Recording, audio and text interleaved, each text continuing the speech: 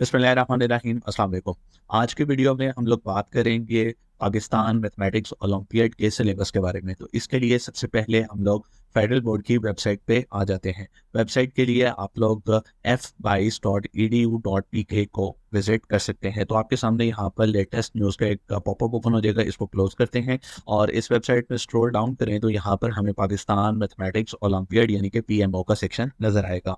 Registration process के बारे में मैं ऑलरेडी बता चुका हूँ, तो आज हम लोग बात करेंगे इसके सिलेबस के बारे में। तो यहाँ से मैं इसके सिलेबस को एक्सेस करता हूँ और इसको प्रॉपर्ली डिस्कस करते हैं। पीएमओ का कैरिकुलम जो डिज़ाइन किया गया है उसमें डिफरेंट कैपेबिलिटीज़ को या डिफरेंट कॉम्पिटेंसेस को असेस किया जाएगा, जिसमें नंबर थ्योरी है, अलजेब्रा है, ज्योमेट्री है, डाटा हैंडलिंग है एंड प्रॉब्लम सॉल्विंग स्ट्रैटेजीज है। सबसे पहले हम लोग नंबर थ्योरी के बारे में बात करते हैं। नंबर थ्योरी बेसिकली हम लोग इसको आसान जुबान में अरिथमेटिक्स भी बोल सकते हैं। सो अरिथमेटिक्स जो ऑब्जेक्टिव अचीव करने की यहाँ पर कोशिश की जाएगी इस ओवरऑल पूरे कॉन्टेस्ट में, वो है understand and perform operation using integers. अब इंटीजर्स क्या है, हम लोग इनके बारे में बेहतर जानते हैं। इसके बारे में फ्रैक्शन क्या है, फ्रैक्शन में हमारे पास प्रॉपर फ्रैक्शंस है, इम्प्रॉपर फ्रैक्शंस है, या अगर हमारे पास होल नंबर्स लिखे हुए होते हैं तो हमने उनको फ्रैक्शंस में कैसे कन्वर्ट करना है, या फ्रैक्शंस ओवरऑल नंबर लाइन के ऊपर किस तरह से अपने रिप्रेजेंटेशंस को शो करते हैं। इसके बाद डेसिमल नंबर, तो डेसिमल नंबर्स जो हैं जैसे कि हमारे पास होते हैं रिकरिंग नंबर्स होते हैं, नॉन रिकरिंग नंबर्स होते हैं। इनकी पहचान के बारे में हम लोगों के ओवरऑल ग्रेड 9 ऑनवर्ड हमें इन सारी चीज़ों के बारे में कंप्लीट डिटेल से पढ़ाया जाता है और हमारी ये नेशनल कैरिकुलम में भी शामिल है। इस कोर्स को ओवरऑल जब डिज़ाइन किया गया है तो एक यहाँ पर बिल्कुल एंड पे एक फुट लाइन में लिखी हुई है कि aligned with all the Pakistan text book curriculum. So कोई भी चीज़ ऐसी नहीं है जो कि बियॉन्ड द नॉलेज हो उन स्टूडेंट्स के जो इसमें अपेयर होने जा रहे हैं। तो हम लोग कंटिन्यू करते हैं और percentages. Okay, so number theory में जो अगली चीज़ है वो बेसिकली है परसेंटेजेस। अब परसेंटेज जो है ये बेसिकली हम लोग यूज़ करते हैं in order to calculate the real life problem. Profit calculate करना है, उसके अलावा लॉसेस कैलकुलेट करने हैं, उसके अलावा एनुअल हमारे पास अगर लोन्स हैं हमने उनके बारे में कैलकुलेशन करनी है, कुछ भी करना है, या अगर हमें कोई बिल्स को जनरेट करना है, इनवॉइसेस को जनरेट करना है, जीएसटीज या टैक्सेस को कैलकुलेट करना है, तो हमारे पास परसेंटेजेस आ जाएंगी। सो परसेंटेजेस को ऑब्जेक्टिव को भी यहाँ पर रखा गया है। इसके बाद अगर हम लोग आ जाए तो इसमें हमारे पास जो नेक्स्ट चीज़ है identifying the prime numbers. So prime numbers बहुत ही कोर फोकस होता है किसी भी नंबर के कॉम्पोजिशन में। सो हमें पता है कि प्राइम नंबर्स होते हैं, कॉम्पोजिट नंबर्स होते हैं, और अगर हम लोग इन दोनों नंबर्स को मिलाकर कॉम्पोजिट नंबर्स लिखें तो हमने उनको फैक्टर आउट कैसे करना है, ये एक बहुत ही कोर ऑब्जेक्टिव होता है नंबर थ्योरी या अरिथमेटिक्स में।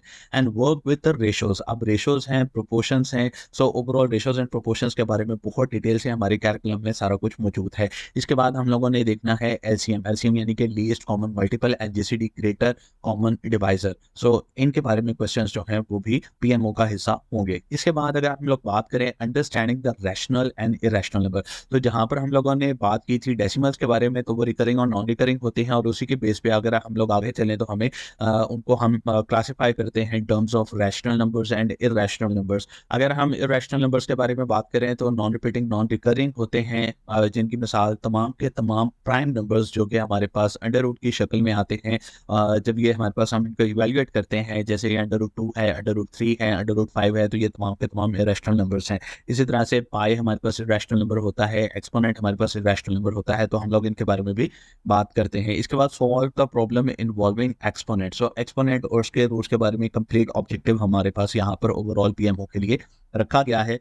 अब बात करते हैं टॉपिक्स के बारे में। सो जो टॉपिक्स हैं उनमें हमारे पास सबसे पहले आ जाता है प्राइम नंबर्स। प्राइम नंबर्स वो तमाम नंबर्स जो कि पॉजिटिव हैं एंड जो कि कोई फैक्टर नहीं रखते, वो प्राइम नंबर्स हैं। अब प्राइम नंबर्स जब दूसरे नंबर्स के साथ मिलते हैं तो हमारे पास कॉम्पोजिट नंबर्स बनते हैं, और फिर इन्हीं दोनों के मेन कॉन्सेप्ट को हम यूटिलाइज करके हम लोग इसको फैक्टराइजेशन के कॉन्सेप्ट को बिल्डअप करते हैं। इसी तरह से मैंने बात की थी एलसीएम्स एंड जीसीडीज के बारे में। सो अगर हमें कॉम्पोजिट नंबर दो डिफरेंट तरह के हैं तो हमें उनको कंपैरिजन में जब लेके आना है, जब हमने फ्रैक्शंस को सॉल्व करना है, जब हमने उनके ओवरऑल फैक्टराइजेशन करनी है, तो हमें एलसीएम और जीसीडीएस के कॉन्सेप्ट को भी कवर करना होगा। इसके बाद हम लोग द मोस्ट इम्पॉर्टेंट टॉपिक जो है that is fractions, decimals and percentages. मैंने इनके बारे में ऊपर बड़ी डिटेल से बात की है कि फ्रैक्शंस की क्लासिफिकेशन क्या है, डेसिमल्स नंबर कैसे होते हैं, इधर पॉजिटिव और नेगेटिव कुछ भी हो सकता है, देन परसेंटेजेस का इस्तेमाल कहाँ पर और उनके क्वेश्चंस किस तरह से आ सकते हैं, क्योंकि इन्हीं तीनों कॉन्सेप्ट में आगे चल के ratios, proportions, even rational numbers और इरेशनल नंबर्स को भी बनाना है।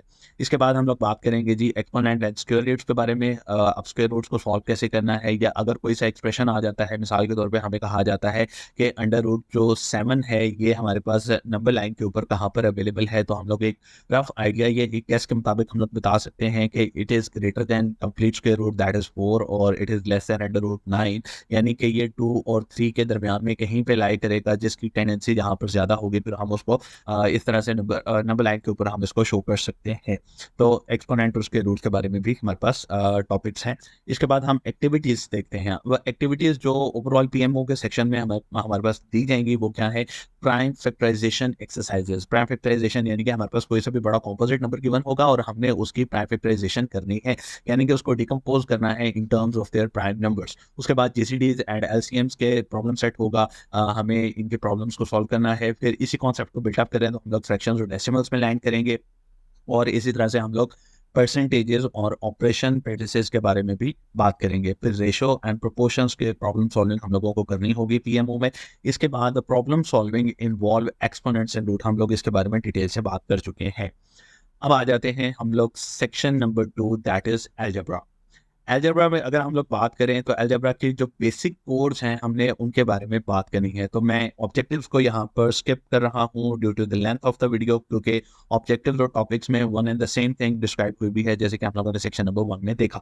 तो मैं डायरेक्टली टॉपिक्स की तरफ आ जाता हूँ। अब टॉपिक्स में हमारे पास सबसे पहले जो हमारे स्टूडेंट्स हैं इनको प्रॉपर नॉलेज होगा, जो पीएमओ में पार्टिसिपेट कर रहे हैं वो तमाम के तमाम इस चीज़ से फेमिलियर हो what is algebraic expression, how they are constructed, how they are manipulated and how they are simplified।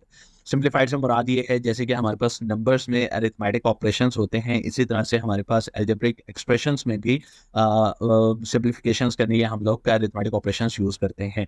अब ये अरिथमेटिक ऑपरेशन से बियॉन्ड भी हम लोग चलते हैं, और फिर हम लोगों को यहाँ पर भी फ्रैक्शंस, हम लोगों को यहाँ पर भी इम्प्रॉपर प्रॉपर फ्रैक्शंस के बारे में पावर्स के हिसाब से हम लोग बात करते हैं। सो हमें अलजेब्रिक एक्सप्रेशंस की सब क्लास यानी कि हमें पॉलिनोमियल्स के बारे में भी पता होना चाहिए, उसकी प्रॉपर्टीज़ के बारे में पता होना चाहिए, वो तमाम अलजेब्रिक एक्सप्रेशन जो पॉलिनोमियल नहीं होते हमें उनके बारे में भी पता होना चाहिए।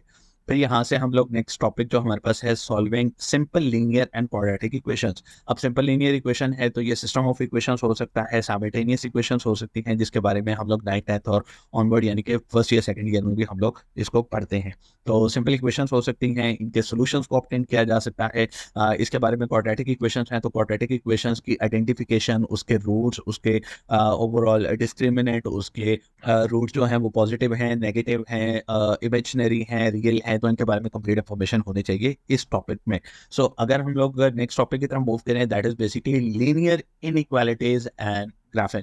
अब लीनियर इनइक्वालिटीज क्या होती हैं, सबसे पहले जो हम लोग देखेंगे कि लाइन क्या है, लाइन की प्रॉपर्टीज क्या हैं, लाइन के बाद हम लोग बात करते हैं कि लीनियर ग्राफिंग कैसे की जाती है, फिर उसके बाद हम इनइक्वालिटीज के बारे में बात करते हैं। मिसाल के तौर पर ये हमारे पास यहाँ पर एक्सिस मौजूद है और हम लोग यहाँ पर एक लाइन यूं ड्रॉ कर लेते हैं और हम कहते हैं जी कि below this line till the origin हमारे पास जो एरिया है वो कितना है और उसमें कितना ओवरऑल कौन कौन से पॉइंट शामिल होंगे, वो कहाँ पर इंटरसेक्ट कर रहा है एक्स और वाई के ऊपर। तो इस तरह की हम लोगों को इनइक्वालिटीज आ सकती हैं। या बिलफर्ज अगर हम लोग बात करें ये हमारे पास एक्सिस है और दो कोई सी लाइन्स हैं, मिसाल के तौर पे एक ये लाइन है दूसरी ये वाली लाइन है, इनको मैं एक्सिस को यहाँ पे शो कर लेता हूँ। ओके, सो ये हमारे पास लाइन्स आ गई। इसको हम लोग देखते हैं जी कि ये दोनों आपस में इंटरसेक्ट कहाँ पे कर रही हैं। एक्स एक्सिस के साथ इनका जो ओवरऑल कॉमन शेयर एरिया है वो कौन सा है, वाई एक्सिस के साथ इसके कौन कौन से पॉइंट्स बन रहे हैं। सो ओवरऑल ये simple linear inequalities and graphic में ये वाले टॉपिक्स कवर होंगे और इन्हीं के बारे में जो क्वेश्चनिंग है या एक्टिविटीज़ हैं पीएमओ में वो की जाएगी। इसके बाद हम लोग बात करते हैं पैटर्न्स एंड सीक्वेंसेस यानी कि अरिथमेटिक सीक्वेंस। अब यहाँ पर अगर फर्स्ट ईयर सेकेंड ईयर के पर्सपेक्टिव में बात की जाए तो वहाँ पर हम लोग हार्मोनिक सीक्वेंसेस और ज्योमेट्रिक सीक्वेंसेस के बारे में भी बात करते हैं, लेकिन ओवरऑल चूंकि इस टेस्ट को जनरलाइज करना था, तो यहाँ पर सिर्फ अरिथमेटिक सीक्वेंसेस के बारे में बात की जा रही है और पैटर्न्स। अब डिफरेंट ऐसे पैटर्न भी हो सकते हैं जो किसी अरिथमेटिक ऑपरेशन को या अरिथमेटिक सीक्वेंस को फॉलो नहीं कर रहे होते हैं। मिसाल के तौर पर हमारे पास फिबोनाची सीक्वेंस है, हमारे पास और बहुत सारे सीक्वेंसेस हैं जो कि रियल लाइफ प्रॉब्लम में भी हम लोग उनको देख सकते हैं या हमें वहाँ से प्रॉब्लम्स को यूज़ करना होगा। इसके बाद जो हमारे पास नेक्स्ट ओवरऑल टॉपिक है दैट इज़ पॉलिनोमियल, क्योंकि हम लोग ऑलरेडी बात कर चुके हैं कि हमारे पास एक मेजर क्लास है जिसको हम अलजेब्राइक एक्सप्रेशंस बोलते हैं, तो उसके सब क्लास में अब हमें पॉलिनोमियल्स, तो पॉलिनोमियल्स के बारे में जो भी स्टूडेंट अपीयर होगा उसके प्रिपरेशन में ये चीज़ शामिल होनी चाहिए कि ओवरऑल पॉलिनोमियल्स किस अंदाज के होते हैं, पॉलिनोमियल्स की डेफिनेशंस क्या हैं, पॉलिनोमियल्स का अरिथमेटिक ऑपरेशंस किस तरह से हो सकते हैं, उनकी फैक्टराइजेशन कैसे हो सकती है, उनके रूट्स कैसे निकल सकते हैं, उनके ग्राफ का बिहेवियर क्या होता है, फंक्शंस क्या होते हैं, उनके ओवरऑल फैक्टराइजेशन, और ये तमाम चीज़ें हमारे पास इस सेक्शन में कवर होती हैं। इसके बाद अगर हम लोग इसके एक्टिविटीज़ के बारे में बात की जाए तो इनके तमाम के रिलेटेड के जो भी क्वेश्चंस होंगे वो हमें प्रोवाइड किए जाएंगे जो कि पीएमओ का हिस्सा होगा। अगर हम लोग इसके बारे में यहाँ पर बात करें तो जो हमारे पास कॉम्प्लेक्स अलजेब्रिक एक्सप्रेशंस हैं इनके बारे में भी यहाँ पर एक्टिविटीज़ में चीज़ें शामिल होंगी, एंड पैटर्न्स एंड सीक्वेंसेस के हवाले से विजुअल एड्स और मैनिपुलेटिव्स की तरह की एक्सरसाइज भी शामिल हो सकती हैं पीएमओ के कॉन्टेस्ट में। अब हम आ जाते हैं जो हमारा third and the most important topic है, जो कि ओवरऑल आजकल अगर आप लोग सोशल मीडिया के ऊपर भी देख रहे हो तो आपके बहुत सारी एक्सरसाइजेज ज्योमेट्री रिलेटेड नज़र आती हैं। सो अगर हम लोग इसके टॉपिक्स के बारे में बात करें तो हमें सबसे पहले जो चीज़ याद रखनी है, ये जो चीज़ें कवर करनी है वो हैं रेक्टेंगल्स एंड स्क्वायर। बट मेरे ख्याल में अगर हम इसको मोर जनरलाइज करें तो मेरे ख्याल में यहाँ पर वर्ड क्वाड्रिलेटरल्स जो है वो ज़्यादा सूटेबल होगा। सो हम लोगों ने बात करनी है बेसिक रेगुलर शेप्स के बारे में। अब बेसिक रेगुलर शेप्स कौन सी हैं? द मोस्ट जिस जो हम लाइन से क्रिएट करते हैं वो ट्राइंगल्स हैं, देन क्वाड्रिलेटरल्स हैं, और इससे बड़ी जो भी हमारे पास रेगुलर शेप्स हैं हम उनके बारे में ज्योमेट्री में यहाँ पर हमारे से क्वेश्चनिंग हो सकती है, और फिर सर्कल के बारे में। अब हम लोग आ जाते हैं प्रॉपर्टीज़ की तरफ। तो रेक्टेंगल की प्रॉपर्टीज़ मिसाल के तौर पे एडजेसेंट साइड्स के बारे में पूछा जा सकता है, डायगोनल्स के बारे में पूछा जा सकता है, डिफरेंट लेंथ्स के बारे में पूछा जा सकता है, अननोन लेंथ के बारे में पूछा जा सकता है। सिमिलरली इस तरह से ट्राइंगल्स हैं तो ट्राइंगल्स की with respect to angles and with respect to length जो भी हमारे पास शेप्स क्रिएट होती हैं, डिफरेंट तरह की हमारे पास प्रॉपर्टीज़ और थ्योरम्स हमारे पास गिवन है, हम उन प्रॉपर्टीज़ को यूज़ करते हुए हम लोग इन टॉपिक्स को कवर करेंगे। इसी तरह से अगर हम सर्कल्स की बात करें तो सर्कल में पॉइंट क्या है, कॉर्ड क्या है, आर्क क्या है, डायमीटर क्या है, रेडियस क्या है, और इनके एसोसिएटेड जो भी प्रॉब्लम्स होंगे वो भी हमारे पास ज्योमेट्रिक सेक्शन में कवर होंगे। फिर जब हम इन प्रॉपर्टीज से मूव ऑन करते हैं तो हमें सबसे पहले पैरामीटर के बारे में पता होना चाहिए, यानी कि जो भी क्लोज्ड रेगुलर शेप है उसके पैरामीटर्स क्या हैं, उसके सरफेस एरिया क्या है, उसका एरिया क्या है, और इवन अगर हम 2D से 3D की तरफ अगर हम लोग जंप करें तो फिर हमें उसके वॉल्यूम्स के बारे में भी पता होना चाहिए। तो अगर हम क्वाड्रिलेटरल्स के बारे में बात कर रहे हैं और अगर हम 3D शेप्स में बात करें तो रेक्टेंगल्स को हम लोग फिर क्यूबाइड में लेकर चले जा सकते हैं, इट इज़ क्यूबाइड्स। स्क्वायर्स के बारे में बात करें तो ये क्यूब्स बन जाएंगे।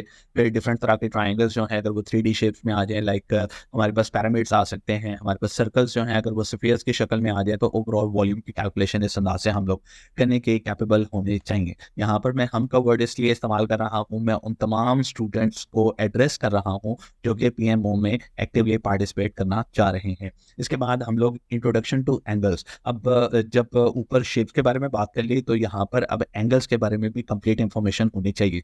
एक्यूट एंगल्स कौन से हैं, उनकी प्रॉपर्टीज क्या हैं, कहाँ कहाँ पर वो रेगुलर शेप्स में यूज होते हैं, ऑब्ट्यूज एंगल्स कौन से हैं, राइट एंगल्स कौन से हैं, इनकी प्रॉपर्टीज क्या हैं, इनसे बनने वाली शेप्स कौन सी हैं, इनमें अगर थोड़ा सा रद्द-बदल किया जाए तो कौन सी नई शेप आ जाएगी, उसका नाम क्या होगा। जस्ट फॉर एन एग्जांपल अगर हम मिसाल के तौर पे रेक्टेंगल है तो रेक्टेंगल में हमारे पास तमाम एंगल्स 90 डिग्रीज के होते हैं, लेकिन अगर हम इसे मतलब पुश करने से मुराद ये है कि ये अगर हमारे पास रेक्टेंगल है और इसको मैं यहाँ से लेट से पुश करता हूँ तो मेरे पास जो नई शेप बनेगी वो मेरे पास नई शेप कुछ इस अंदाज से बनेगी। अब इसमें एंगल जो है वो चेंज हो चुके हैं, ठीक है। तो ये जब चेंज हुआ तो अब ये पैरेललोग्राम बन चुका है, वो रम्बस बन सकता है, कुछ भी शेप जो भी नई डेवलप होगी हमने उसके बारे में बात करनी है, तो हमें एंगल्स के बारे में भी कंप्लीट इंफॉर्मेशन होनी चाहिए। तो 9th और 10th में, even first year second year में हमारे पास थ्योरम्स होते हैं related two triangles and circles, यानी कि इन टाइप सर्कल्स कौन से हैं, एक्स टाइप सर्कल्स कौन से हैं, ट्रायंगल के तीनों पॉइंट्स के ऊपर जो सर्कल बनता है वो कैसे बनता है, विद इन द ट्रायंगल कौन सा सर्कल बनता है। तो इनके एसोसिएटेड जो भी थ्योरम्स होंगे हम लोग इसके टॉपिक्स में वो भी कवर करना है। फिर कोऑर्डिनेट ज्योमेट्री क्या है? कोऑर्डिनेट ज्योमेट्री में क्या है कि हमें प्लॉटिंग आनी चाहिए। अब जैसे हम लोगों ने लास्ट में बात की थी लीनियर इक्वेशंस के बारे में और लाइंस के बारे में, तो यहाँ पर हमें पॉइंट्स को प्लॉट करना है। अब जब हम पॉइंट्स को प्लॉट करते हैं तो यहाँ पर जो मेन चीज़ आती है वो ये है कि हमारे पास एक्स और वाई एक्सिस कोऑर्डिनेट्स पे हम लोग बात करेंगे। फिर स्लोप्स के बारे में बात करते हैं। स्लोप्स बेसिकली हम लोग फर्स्ट ईयर सेकंड ईयर में इस टर्मिनोलॉजी से ज़्यादा फेमिलियर होते हैं। तो स्लोप्स के बारे में अगर हम लोग देखें तो यहाँ पर हमें आ जाएगा ओवरऑल के ये पॉजिटिव स्लोप है, नेगेटिव स्लोप है, ये स्टीप है, ये डिसेंट है, कुछ भी जो भी उसकी प्रॉपर्टीज होती हैं हम उनके बारे में यहाँ पर क्वेश्चनिंग होगी और इन टॉपिक्स को कवर करना है। तो एक्टिविटीज क्या हो सकती हैं पीएमओ में? इसके बारे में draw, measure and solve geometric shapes. ठीक है, तो ड्रॉ भी करना पूछा जा सकता है, मेजरमेंट्स भी की जा सकती हैं और प्रॉब्लम्स भी इसके रिलेटेड हो सकती हैं। तो ओवरऑल जो प्रॉब्लम्स हैं जो कि एरिया पैरामीटर और वॉल्यूम्स क्या सरफेस एरिया के हवाले से हैं, वो रियल लाइफ प्रॉब्लम्स स्ट्रैटेजी से इकट्ठी की जाएंगी और उन प्रॉब्लम्स को पूछा जाएगा। इसी तरह से practising plotting and analysing point on coordinate plane. तो कोऑर्डिनेट प्लेन के हवाले से हमें डिफरेंट पॉइंट्स दिए जा सकते हैं विदाउट कंस्ट्रक्टिंग लाइन, या कंस्ट्रक्ट की भी जा सकती है और बताया जा सकता है कि हाँ जी अब इस शेप के बारे में बताया जाए कि ओवरऑल इस शेप से क्या मुराद है, या इस शेप की प्रॉपर्टीज क्या हैं, या ओवरऑल अगर लाइन डिजाइन की जा रही है तो उसका ओवरऑल क्या पर्पस है। तो चूंकि हम 3 सेक्शंस कवर कर चुके हैं, तो चौथे सेक्शन में हम लोग आ जाते हैं डाटा हैंडलिंग। तो ये टॉपिक इस टाइम पे the most favourite important topic है, जो कि ओवरऑल बेशतर जगहों पर स्किप कर दिया जाता है, लेकिन मेरी नज़र में data handling is the four most topic, because ये अलाइंड है हमारे पिछले तीनों टॉपिक्स के साथ। तो मैं इसके टॉपिक्स की तरफ जंप करता हूँ। सबसे पहले है कलेक्टिंग डाटा।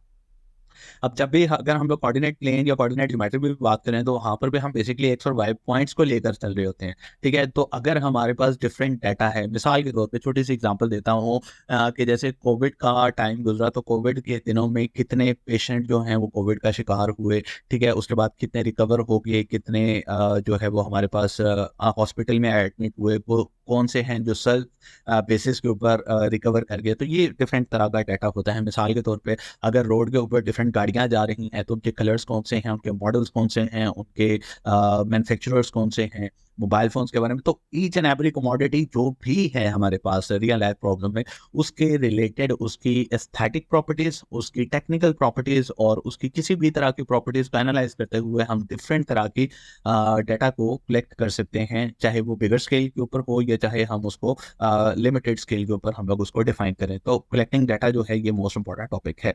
उसके बाद अगर हमें उनके बार ग्राफ जनरेट करने हैं, जैसे मैंने मिसाल दी कि हमारी रोड के ऊपर गुजरने वाली गाड़ियां, तो अगर हम लोग बिलफर्ज हम उनको क्लासीफाई कर लेते हैं कि लाइक वो टोयोटा है, वो होंडा से हैं, या वो सुजुकी की कार्स हैं, तो हम लोग उनको क्लासीफाई कर लेते हैं और फिर हम बताते हैं कि लेट से हमारे पास एक ग्राफ जनरेट हो रहा है कि टोयोटा की गाड़ियां हमारे पास इतनी गुजरी, उसके बाद होंडा सीरीज की इतनी गुजरी और सुजुकी की इतनी गुजरी। तो जब भी हम लोग इसको डिफरेंट बार्स में, चाहे वो वर्टिकल्स हैं या हॉरिजॉन्टल ग्राफ्स हैं, उनमें शो करते हैं, तो हमारे पास बार्स का भी कॉन्सेप्ट यहाँ पर क्लियर होना चाहिए। Then pictography. पिक्टोग्राफी में ना सिर्फ ग्राफ्स बार ग्राफ्स आएंगे, बल्कि इसमें पाई चार्ट्स आ सकते हैं, इसमें हमारे पास लाइन ग्राफ्स आ सकते हैं, इसमें हमारे पास और डिफरेंट तरह की पिक्टोग्राफीज भी शामिल हो सकती हैं। फिर लाइन ग्राफ इन लोगों ने अलग से भी एलैबोरेट एक्सप्लेन किया है कि यहाँ पर लाइन ग्राफ भी शामिल हो सकते हैं। अब हम लोग आ जाते हैं मेजर ऑफ सेंट्रल टेंडेंसी में। तो मेजर ऑफ सेंट्रल टेंडेंसी में टॉपिक है, यानी कि मीन, मीडियन और मॉड के बारे में हम लोग बात करेंगे। तो अगर इन इन लेमैन वर्ड में अगर हम लोग बात करें तो मीन क्या है? It is basically an average. तो सम ऑफ द टोटल एंटिटीज या commodities divided by the number of the entities और कमोडिटीज, जो भी होगा वो मीन होगा। फिर मीडियन क्या है? मीडियन हमारे पास ग्रुप्ड और अनग्रुप्ड में हम लोग इसको बहुत डिटेल में पढ़ते हैं फर्स्ट ईयर सेकंड ईयर में। इसके बाद मॉड क्या है, मॉड की प्रॉपर्टीज कौन सा है, टेंडेंसीज क्या है, सारा कुछ हम लोग फर्स्ट ईयर सेकंड ईयर में बहुत डिटेल से पढ़ते हैं। उसके बाद आ जाता है data interpretation from complex graph like pie chart. अब मिसाल के तौर पे एक पाई चार्ट गिवन है, उसमें हमारे पास ये है जी कि लेट्स से इस तरह के हमारे पास कुछ डिवीजन हुई भी है और हमें कहा जाता है जी कि ओवरऑल पाई में जो डिफरेंट रीजन्स हैं उसके बारे में बताया जाए। मिसाल के तौर पे पाकिस्तान के 5 सूबे हैं, पाकिस्तान के पॉपुलेशन के बारे में यहाँ पे बताया जाता है कि अगर आप लोग पाई चार्ट के ऊपर से देखो तो आप लोग क्या असेस कर सकते हो कि 24 करोड़ पीपल्स में से कितने लोग कितने परसेंटेज में केपी में रह रहे हैं, पंजाब में रह रहे हैं, या इवन इस्लामाबाद में रह रहे हैं, या गिलगित बल्तिस्तान में सिंध में रह रहे हैं। तो परसेंटेजेस के हवाले से इस तरह की क्वेश्चनिंग भी हो सकती है, या ओवरऑल हम अपने बार ग्राफ्स को भी पाई ग्राफ में कन्वर्ट करके इसकी इंटरप्रिटेशन के बारे में भी हम लोग बात कर सकते हैं। उसके बाद है measure of dispersion. Measure of dispersion basically क्या होता है, स्टैंडर्ड डेविएशन, और इसके साथ एक और टॉपिक होता है जो कि इसी से अलाइन है, दैट इज वेरिएंस।